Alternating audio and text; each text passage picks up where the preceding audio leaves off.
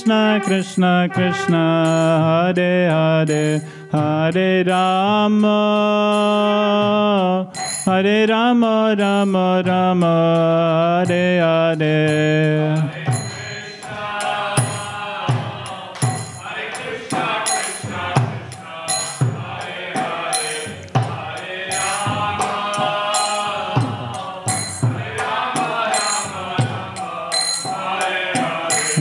Hare Krishna Krishna Krishna Hare Hare Hare Rama Rama Rama Hare Hare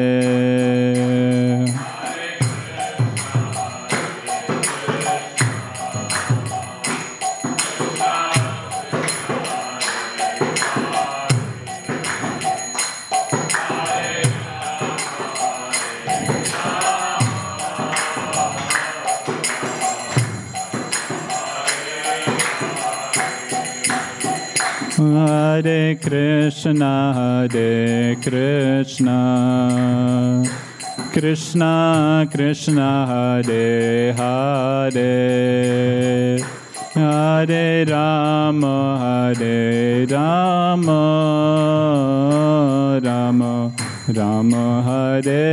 Rama Rama Hare Hare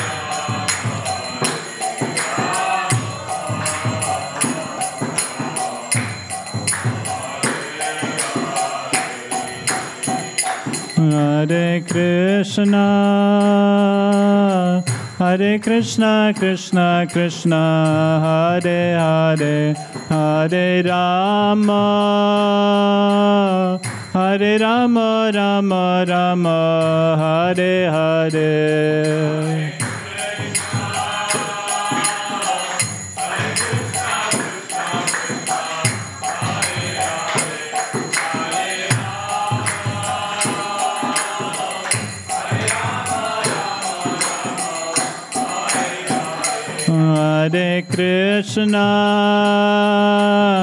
Hare Krishna Krishna Krishna Hare Hare Hare Rama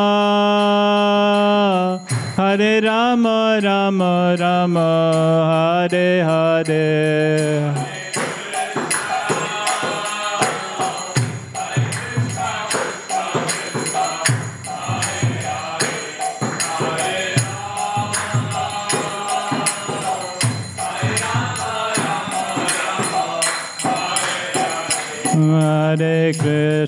Hare Krishna Krishna Krishna Hare Hare Hare Rama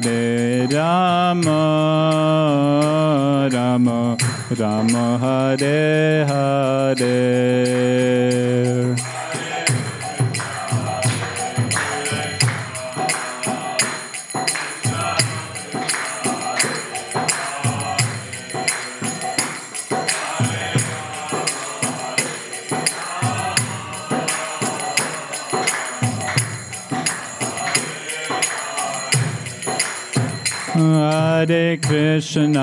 Hare Krishna Krishna Krishna Hare Hare Hare Rama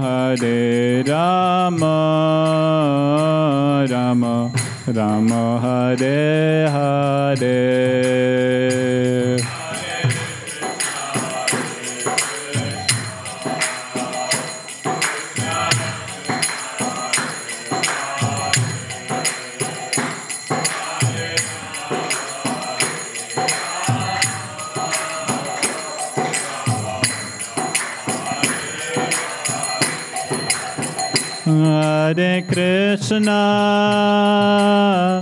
Hare Krishna Krishna Krishna Hare Hare Hare Rama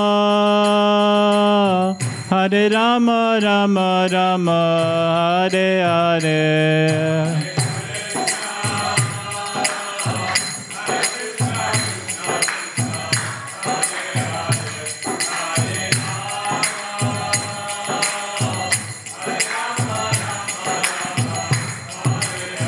Hare Krishna, Hare Krishna, Krishna Krishna, Hare Hare, Hare Rama, Hare Rama, Rama Rama, Hare Hare.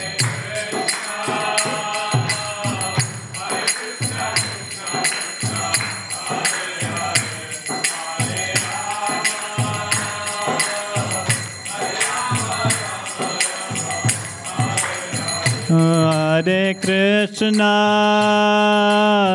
Hare Krishna, Krishna Krishna, Hare Hare, Hare Rama, Hare Rama, Rama Rama, Hare Hare.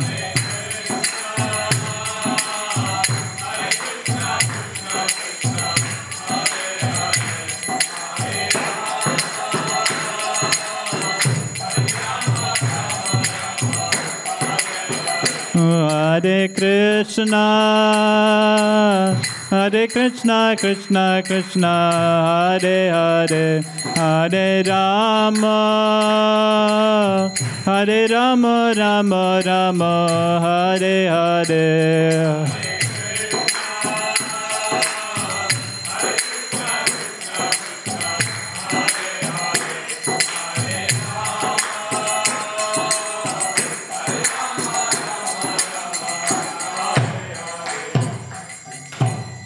Mishapad from Sarparishara Stotar Sata Sri Srimad His Divine Grace Srila A.C. Bhaktivedanta Swami Srila Prabhupada Ki Jai Gantaraj Srimad Bhagavatam Ki Jai Tagore Pramanande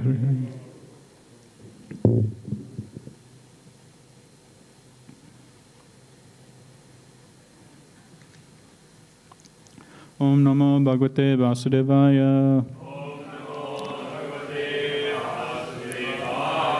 Om Namo Bhagavate Vasudevaya Om Namo Bhagavate Vasudevaya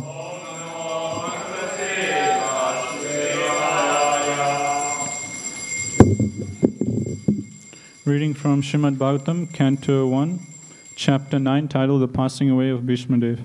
Text number 49. Pitra Chanu Mato Raja Pitra Chanu Mato Raja Vasudeva Numoditaha Vasudeva Numoditaha Chakara Rajyam Dharmena Chakara Rajyam Dharmena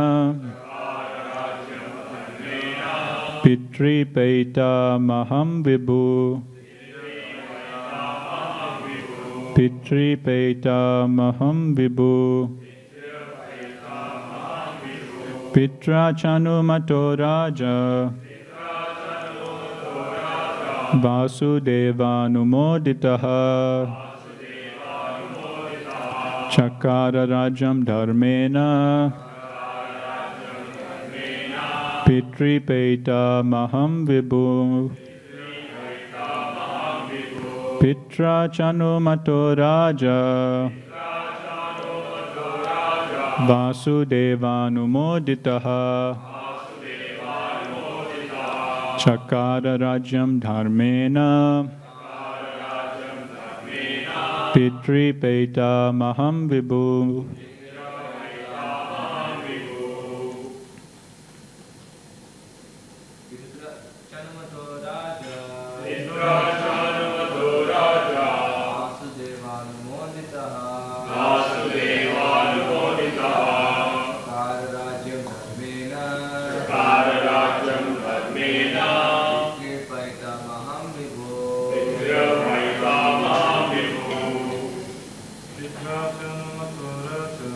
Raja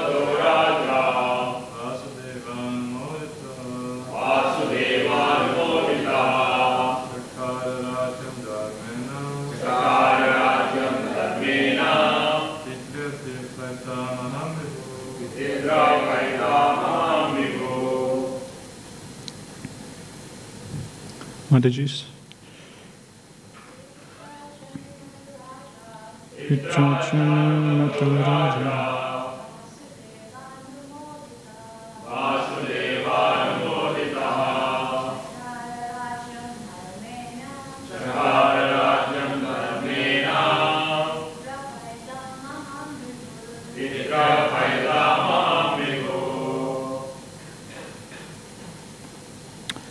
Pitra by his uncle Dhritarashtra.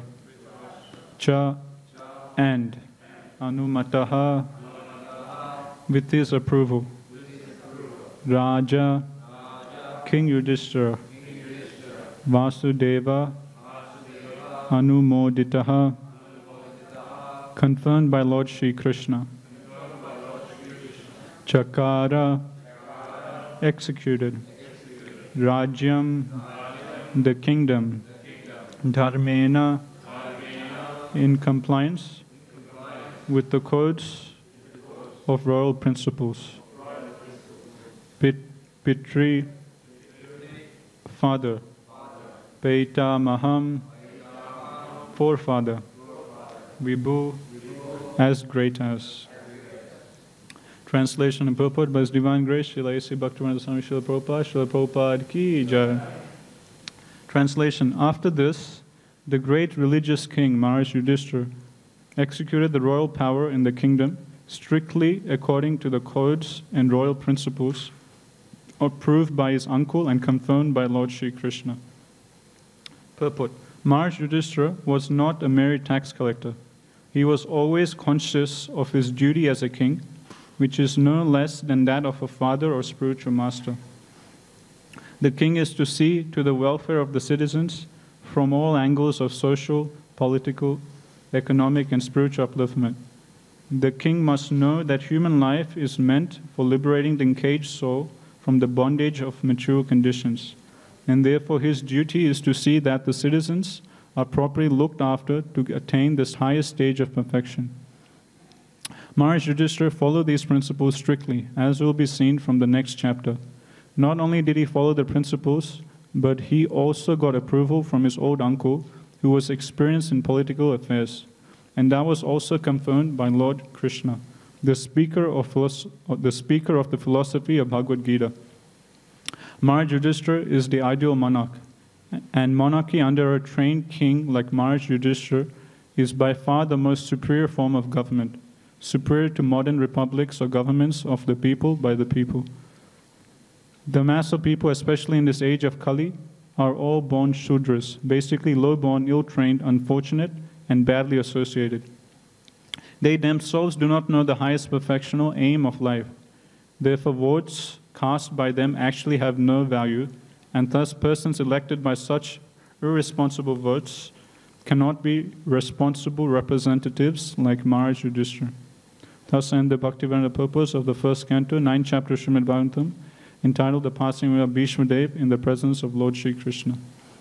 Om Ajnanatimrandasya Jnananjana Salakaya Chaksurumaitam Yena Tasmei Shri Guruve Namaha Shri Chaitanya Manobhistam Stapitam Yena Bhutale Swayam Rupa Kadamayam Dadati Swapadantikam Vandeham Shri Guru Shri Yuta Padakamalam Shri Gurun Vaishnavamscha Shri Rupam Sagrajatam Sahagana Raghunatam Vitam Tam Sajivam Sadvaitam Savadutam Parijana Sahitam Krishna Chaitanya Devam Shri Radha Krishna Padan Sahagana Lalita Shri Vishakan Vitamscha He Krishna Karuna Sindhu Dina Bandhu Jagatpate Gopesha Gopika Kanta Radha Kanta Namostute Tapta Kanchana Gaurange Radhe Vrinda Vaneshwari Risabhanu Sute Devi Pranamani Hari Priye Vancha Kalpa Tarubhyascha Kripa Sindhu Bevacha Patitanam Pavanebhyo Vaishnavebhyo Namo Namaha Jai Shri Krishna Chaitanya Prabhu Nityananda Shri Advaita Gadadhara Shivasadi Gaura Bhakta Vrinda Hare Krishna Krishna Krishna Hare Hare Hare Rama Rama Rama Hare Hare.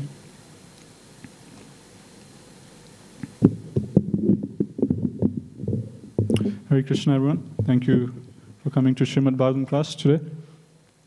So today we're discussing the last verse of this chapter, which describes the passing away of Bhishma Dev. So over the last few classes, we saw that after Bhishma Dev, he finally left his body and went back to the spiritual world. We were hearing how initially there was dead silence, everyone was quiet. And then after that, the different sages assembled there in the assembly. They all started chanting Vedic hymns and prayers, glorifying the Supreme Lord. And in this way, everyone returned back to their ashrams. And then after the passing of Bhishma Dev, it's mentioned, yesterday we were discussing that after this, Maharaj Yudhishthira at once, he hurried back to the capital, his capital city, Hastinapur. And why was he hurrying back to the capital city? Because he wanted to console his uncle and aunt, Dhritarashtra and Gandhari. So in yesterday's text, Gandhari is described as a ascetic, or like a very austere lady, a lady who has done a lot of austerities in her life. And in the purport, Prabhupada's explaining how Dhritarashtra and Gandhari, they went through so much hardships and sorrows during this battle of Kurukshetra, because they had 100 children, and all of the 100 children were slaughtered in this battle. And not only that, Prabhupada mentions that not only were all the sons killed, but all of her grandsons, they were also killed. So for a woman, she has so much love, affection, attachment to her children, and also the grandchildren. And just to lose one son, one grandson, will cause so much pain. But Gandhari, she had to tolerate seeing 100 of her children and all their grandsons all being killed in this battle. So you can just imagine, how much pain must have been inflicted upon Gandhari. So, but even though such great hardship came upon her, she was able to tolerate it, and she was able to continue on in her life. And Prabhupada, yesterday we were discussing, Maharaji was explaining how Gandhari, through her life, she pretty much was undergoing austerities. As soon as she got married, the person she got married to was Dhritarashtra, who was blind from birth. So to follow the principle of chastity, she was thinking, okay, if my Lord and Master is my husband, if he's blind, then what's the point of me having eyes? I should also be blind just like my husband. So she covered over her eyes, and she willingly decided to live a life as a blind person, just like her husband. So again, nowadays thinking like that is, it's like unthinkable. Someone can do something like that. But Gandhari, she was such a powerful woman that she was able to do this great austerity. So during her married life, she had to go through this austerity, and then later on, as we're hearing from this battle, that then again she loses all of her 100 children and all of their grandchildren also. And if this happened to an ordinary person, they would just faint, and they would just commit suicide, or they would just go mad, go crazy. But Gandhari, she was able to tolerate all this. And later on, as we'll hear in the next few chapters of Bhagavatam, it's mentioned then Dhritarashtra, after getting the mercy of Vidura, he comes to senses, and then Dhritarashtra, he heads off to the forest to do tapasya, to do austerities. And Gandhari, again, now she follows her husband, and she also goes to the forest to do tapasya, to do follow the life of an austere yogi. And again, this is very difficult for a woman, because she was brought up as a princess, so she's used to living in a big palace, surrounded by a lot of maidservants and a lot of opulence, and then she marries a great king, and then she becomes a queen. So through her whole life, she's just living a lifestyle of full royal opulence. Whatever she wants, she has maidservants to attend to her, and her whole life she's just spending in a palace. Prabhupada writes in one purport in Bhagavatam that in Vedic times, the princess or the queen, she would never take a step outside of the palace. And this has been, Prabhupada writes this in reference to Maharaj Prithu's wife, Atri, that she had never in her whole life taken a step outside of the kingdom, outside of the palace. Her whole life, as a queen, as a princess, she was just staying in the royal kingdom, in the palace. And then finally, when Maharaj Prithu, he takes Vanapras and he goes to the forest, that's the first time in Atri's life that she's taking a step outside the kingdom, taking a step outside the palace and going out, into the open. So this is such a big thing, for a person. But Gandhari, again, she was so determined, she was so fixed, in a spiritual duty, in a religious duty, that throughout her whole life she was practicing austerity. So much so, in yesterday's purport, Prabhupada writes an amazing point. Prabhupada says, besides that, the shock she suffered because of the wholesale killing of her 100 sons and her grandsons also was certainly too much for a woman. But she suffered all this just like a ascetic. Gandhari, although a woman, is no less than Bhishma Dev in character. So over the past few weeks, we've been hearing about the glories of Bhishma Dev. What a great devotee he was, what a great personality. And we've been hearing so many different pastimes where Bhishma Dev, he shows his amazing character, his amazing qualities as a devotee of the Lord. And now, in yesterday's purport, Prabhupada is saying that although Bhishma Dev is glorified as so great, Gandhari, she's just as good as Bhishma Dev in character. So that's a very powerful statement Prabhupada writes. And I'm sure whenever we first read this, we're a bit surprised. Prabhupada would equate Gandhari on the same level as Bhishma Dev. But Prabhupada is looking at the essence, so in terms of character. Like Bhishma Dev, he's glorified for his character because throughout his whole life he was able to strictly, maintain his vow of brahmacharya. And as a Kshatriya, it's very hard. For Kshatriya, it's unthinkable not to get married because they have like so much passion. So that's why when Bhishma Devi took this vow of celibacy, all the demigods, from the higher planet, they started shouting, Bhishma, Bhishma, what a terrible vow he has taken. But Bhishma Dev, he was able to be fixed in character. He didn't sway, and throughout his whole life, he maintained his vow, he maintained proper character. In the same way, Prabhupada is seeing that same fixed determination in Gandhari, that throughout her whole life, initially as the wife of Dhritarashtra, she takes this austerity of being blind, and then later on, she's able to tolerate all of her sons and grandchildren being killed. And then later on, again, she goes to a forest and practices austerities with Dhritarashtra. So in this way, Prabhupada is seeing that same fixed character that Bhishma Dev is showing. Prabhupada is seeing the same thing in Gandhari. So from this, we can also take great lesson and great inspiration. As Maharaj was saying, we can apply that same determination in our own life. And it's not that austerity is only meant for some person. Prabhupada says human life is meant for austerities.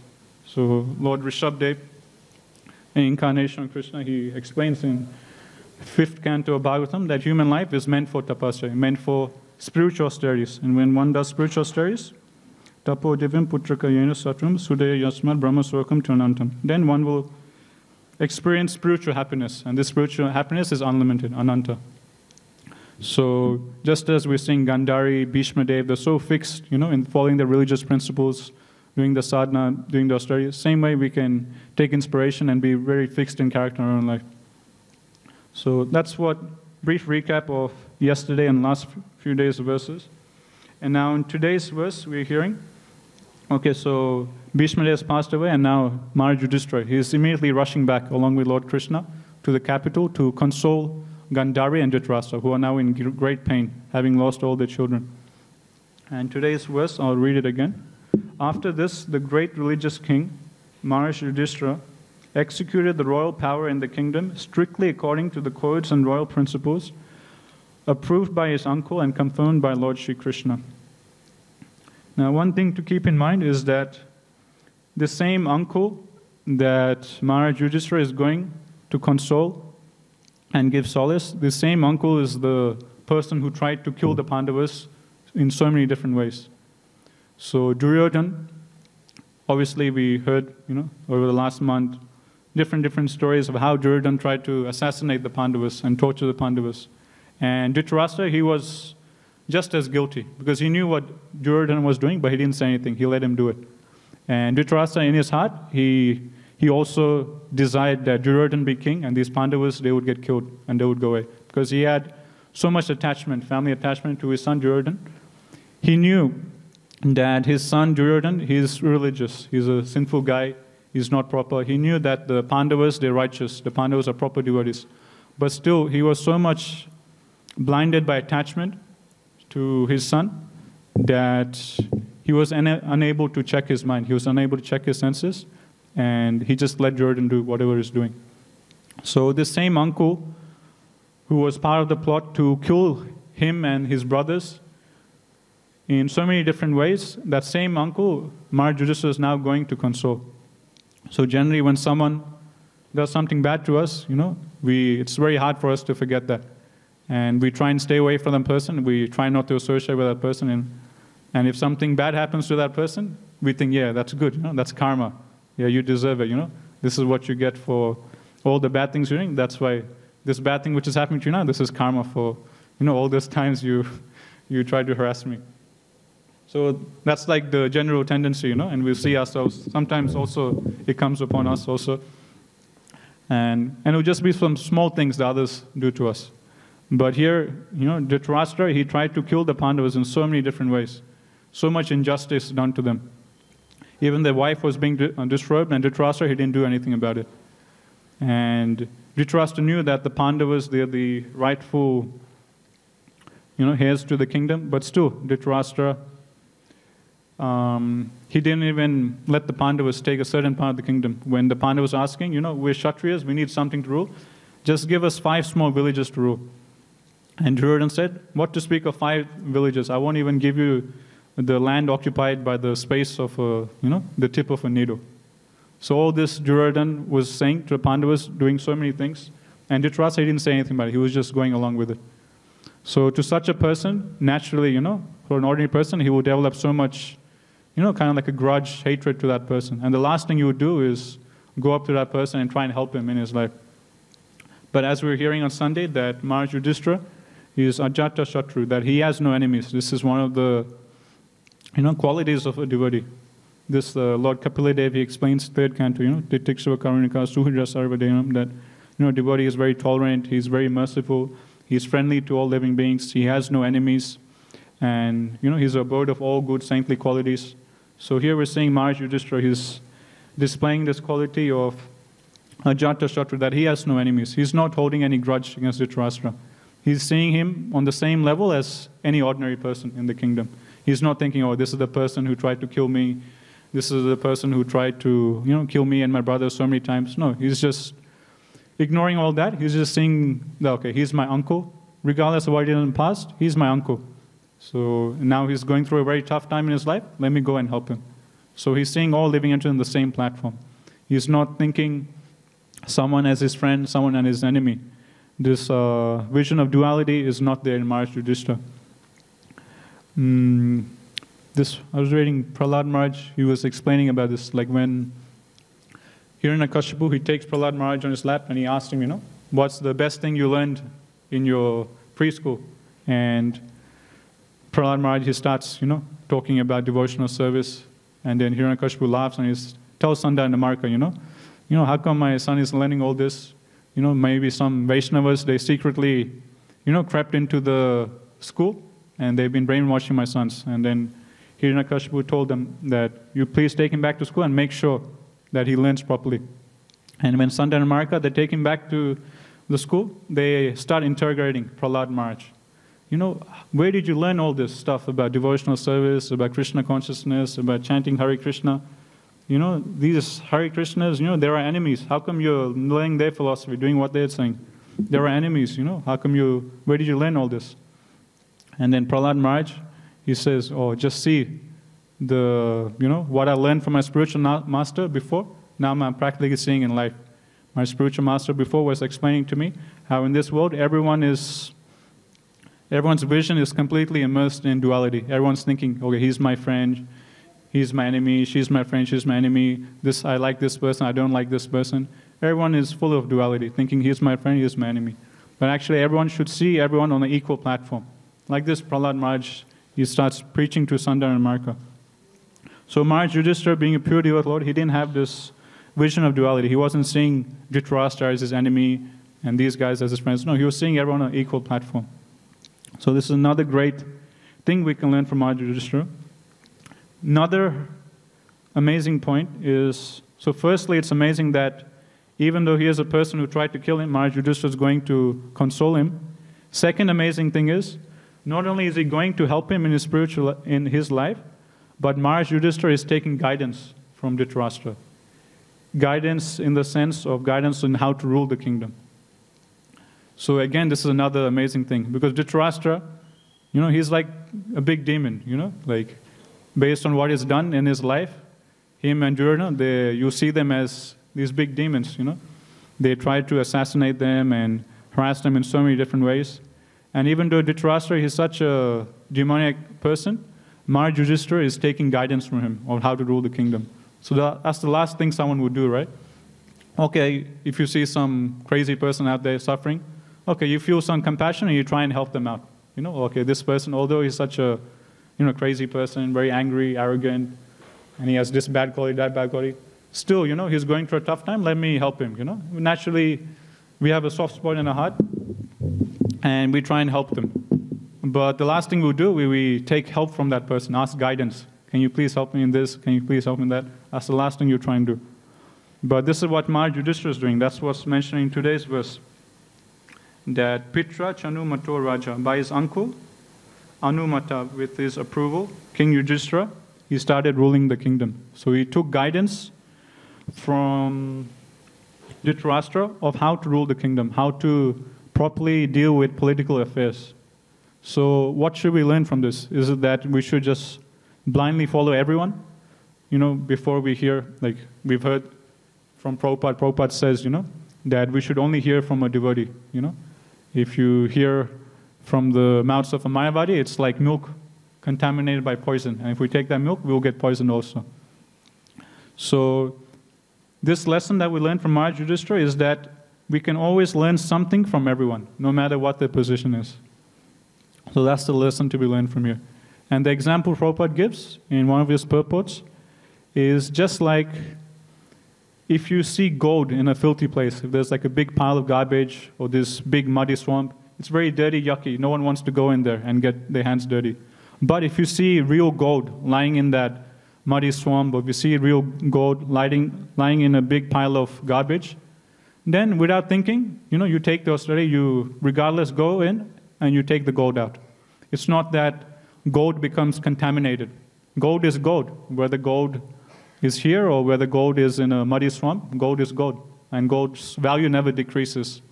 So in the same way, Prabhupada says that an intelligent person, if he gets some good instruction from another person, regardless of what that person's background is, that person could be a Chandala, a Rakshasa, a demon, a Shudra, woman, anything, Vaishya, regardless of what that person's social status is, what that person's background is, what that person's nature is, if good instruction is coming from another person, we should ignore his background or his social characteristics, and we should take that good instruction and apply it in our own life.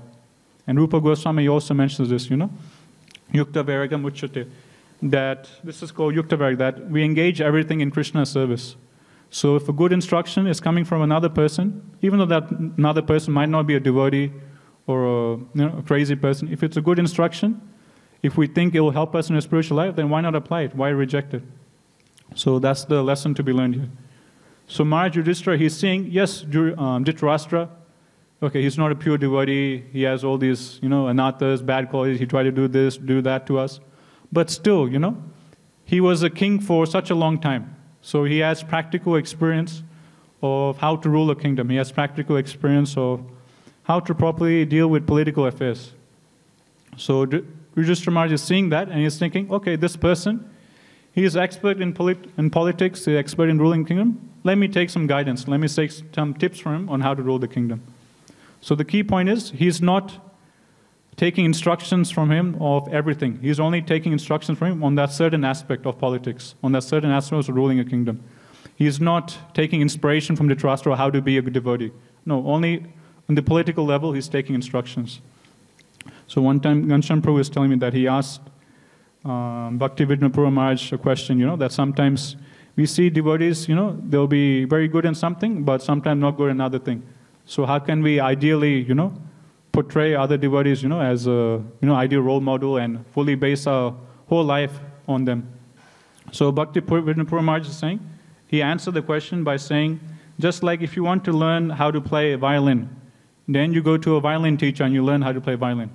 But you don't learn, how to chant Hare Krishna, or you don't learn, how to have a proper spiritual life from your violin teacher. No, you just learn that certain aspect of music from the violin teacher. But you don't base your whole life on everything that person is teaching you. Just like if you want to learn driving, then you go enroll in some driving school and you learn how to drive from that driving teacher. That driving teacher could be an atheist, he could be eating meat, intoxication, all illicit activities he could be doing. But still, okay, he's expert in that certain field of driving, so you learn driving from him. So whatever certain aspect a certain person is good at, and we need that for Krishna service, we can just take that aspect from that person, learn it, apply it to our own life, but we don't have to base our whole life on that person. So we just see the good in other persons, and we learn from that.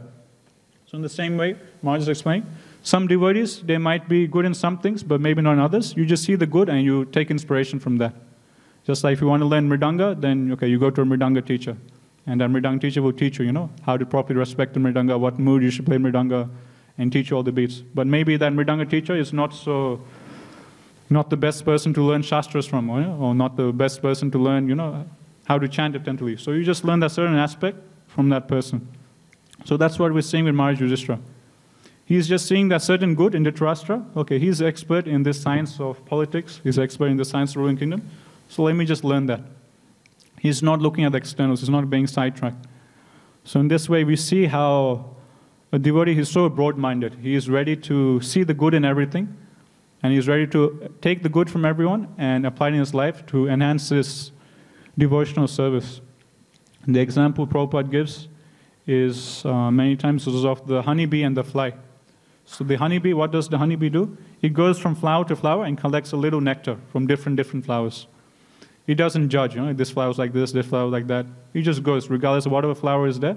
He goes all different flowers, being very broad-minded, and he takes nectar from everywhere. So in the same way, devotee, he sees the good in all others, and he takes inspiration from the good of other devotees.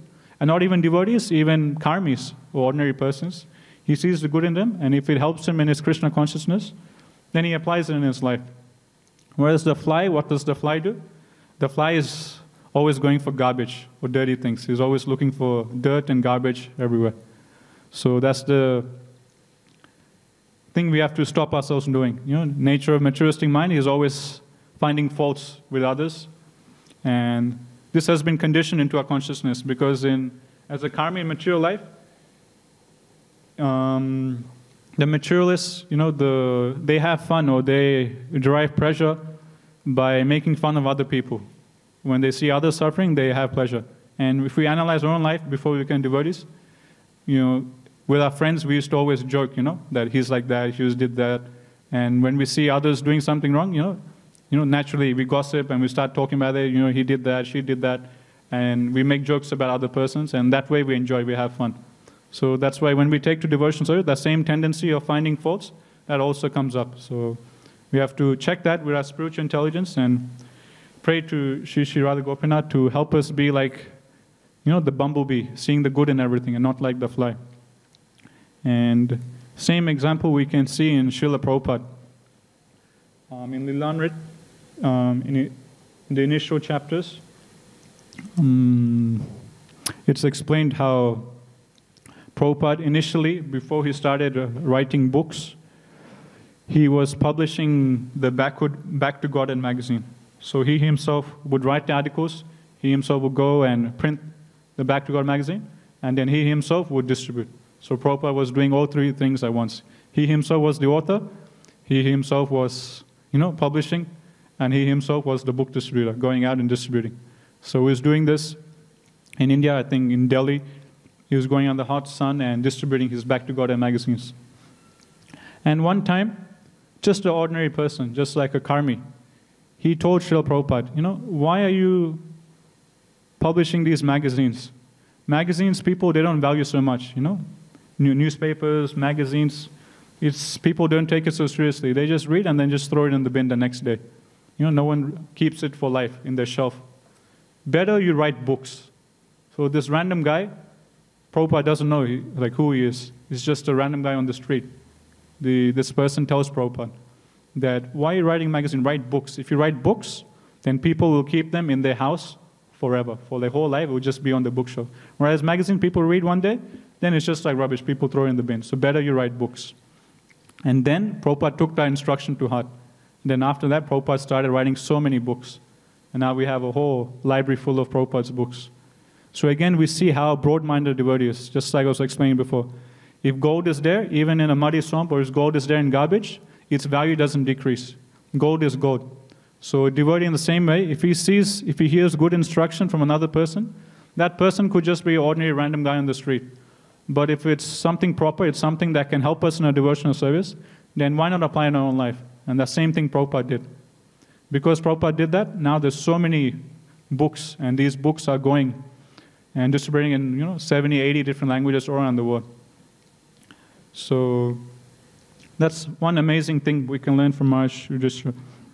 And another thing I was going to talk about, so in the first half of the purport, Prabhupada's talking about the ideal character of Maharaj Yudhishthira as an ideal king. I'll just read this section of the purport again. Maharaj Yudhishthira was not a mere tax collector. He was always conscious of his duty as a king, which is no less than that of a father or spiritual master. The king is to see to the welfare of the citizens from all angles of social, political, economic, and spiritual upliftment. The king must know that human life is meant for liberating the encaged soul from the bondage of material conditions, and therefore his duty is to see that the citizens are properly looked after to attain this highest stage of perfection. So Prabhupada is giving us a nice summary or outlook of what is the actual duty of a king. So Prabhupada is saying the duty of a king is that he is no less than a father or a spiritual master for his citizens. And it's the king's responsibility to see to the social, economic, and spiritual upliftment of all the citizens and make sure that all of his citizens, they get liberated from the pangs of material conditions and go back home, back to Godhead. So when I was reading this section of purport, I was reminded of one nice section in 5th Canto of Bhagavatam where the story of Maharaj Gaya is mentioned. So Maharaj Gaya, he is a great king and he's one of the descendants of Maharaj Priyavrata. So one of Lord Brahma's sons is Swayambhu Manu. And Swayambhu Manu, he had two sons, Maharaj Uttanapad and Priyavrata. So 4th Canto, it starts by talking about, Maharaj Uttanapad and Maharaj Uttanapad's son, Dhruva Maharaj. So 4th Canto starts with that. Dhruva Maharaj's pastimes, and then after Dhruva Maharaj's pastimes, Sukadeva Goswami, he starts describing other descendants who come in the line of Maharaj Dhruva. One of this was King Vena, then after King Vena, Prithu Maharaj came. So all of these are described in 4th Canto of Bhagavatam, mainly all descendants of Maharaj Uttanapad. Then 5th Canto, it switches to Maharaj Priyavrata, the other son of Swayambhu Manu. So 5th Canto will talk about all the descendants coming down from Maharaj Priyavrata. Initially, Priyavrata is glorified. Then after Priyavrata, one of the main descendants is Rishabdev, Maharaj Rishabdev. So the famous instructions of Maharaj Rishabdev is given to start of 5th Canto. Then after Rishabdev, Maharaj Bharat comes. And then a few generations later, this great king, Maharaj Gaya, he comes. And a whole chapter of Srimad Bhagavatam, nearly a whole chapter, is dedicated to describing the glories of Maharaj Gaya, how he ruled the kingdom. So I'll just read a little bit from 5th Canto about how Maharaj Gaya, he ruled this kingdom. So what Prabhupada's mentioned in his purport today is like a summary of all these things. So this is Srimad Bhagavatam, Canto 5, Chapter 15, text number 7. In this verse, 5 things are mentioned of how Maharaj Gaya, he ruled this kingdom. First thing is Praja Palana, that he protected his citizens. He gave them full protection and security, both to their personal property and also protection in the sense of protecting them from lust. So this is what Prabhupada explains in 4th chapter of Bhagavad Gita. That Shat means hurt and Trayate means to deliver or protect. So just like mantra, man means the mind and tra means to, tra is short for Trayate. Mantra is that which delivers our mind or protects us, our mind. So in the same way, Kshatriya, he protects the citizens from hurt. So he gives them security, Prajapalana. Security, both in the terms of like physical security, from thieves and robbers, but also security, Prabhupada says, in terms of protecting the citizens from lust. As we hear from the 3rd Canto Bhagavatam, of Bhagavad Gita, that this lust is the all-devouring sinful enemy of all of us. And Krishna explains this lust is our greatest enemy, actually. So, second thing, how Maharaj Gai ruled the citizens is posana. That posana refers to, he gave sufficient food to all of his citizens. So he arranged for proper, food for all the citizens. Then next is mentioned prinana. Prinana means giving gifts to the citizens to satisfy them. Or in the word for word, Prabhupada writes, prinana means making them happy in all respects. So all these different things, I was thinking we can also apply in our own life. Because a king, okay, we're not kings, so, the natural question comes, how can I apply this in my life? This is all for kings. I'm not a king, so what is it to do with me? But a king, he's supposed to be like a leader, He's like the leader of like a whole kingdom of millions of people. Okay, we might not be a leader of 1 million people, but to a certain aspect, all of us, to a certain degree, we have a certain influence over other people. We all have certain persons in this world who look up to us, who take inspiration from us. Even though we might not have a post position or anything, still, it could be either our siblings, We have some younger brothers, cousins, or whatever, and they look up to us. What we do in our life, they take inspiration, and it has influence on them. Or we have children, then we're like a leader for our children. What we do, our children, they take inspiration, they take guidance from that. Friends, they take inspiration. What we do in our life, it influences our friends. So in this way, we can see that actually everyone is a leader, regardless of what the position is, because everyone has a certain influence on other people. Someone's influence might be just on one person, someone's influence might be on two persons, and someone's influence could be, millions of persons. So regardless of what position, we all have certain influence over everyone. So in that sense, we're all actually leaders. So that's why it's important that we cultivate all these qualities in our own life. So first thing is that he gave protection to the citizens, both physical and from lust. Second, he arranged this proper food for all of his citizens. Thirdly, he arranged that they were happy in all respects. So arranged that everything is going happy and everyone is happy and peaceful. And that's prinana. And next is called upalanana. Upalanana means treating them as sons.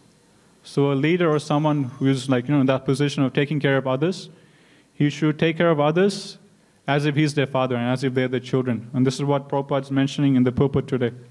That Maharaj Yudhishthira was just like a father or a spiritual master for all of his citizens. And so father means this natural affection. It's not just like as a matter of duty. Okay, you guys are under me. Okay, I have to do this. Okay, otherwise I don't get my pay. No, father means he does it out of love and affection, regardless whether he's getting payment or not. So the same affection a king is supposed to feel, or a leader is supposed to feel on those under him. And lastly, it's mentioned anusasana. Anusasana means giving good instructions. And good instructions, Prabhupada writes, also means chastising for any wrongs the other person does. And this chastisement or correction of the citizens is to be done with love. Just like the father, when he sees the child doing something, he doesn't do it just out of false ego, just to show, okay, I'm the boss, I'm the big guy in this house, you have to follow what I say. No, he does it out of love, just to help the child grow up and help the child to be a good person. So in the same way, the king, he gives good instructions, and sometimes he also chastises the citizens, just for their own benefit. So these are some of the... I was planning to discuss this whole chapter actually, but it's already time. But later on, if you have time, you can read this very nice Canto 5, Chapter 15, The Glories of Maharaj Gaya. So today we could only discuss one verse. So I'll just read it again. First is Prajapalana, protecting citizens, Posana, arranging proper food, maintaining them, Prinana, making them happy in all respects, Upalanana, treating them as your sons, and Anusasana, giving them guidance and correcting them when they do something wrong.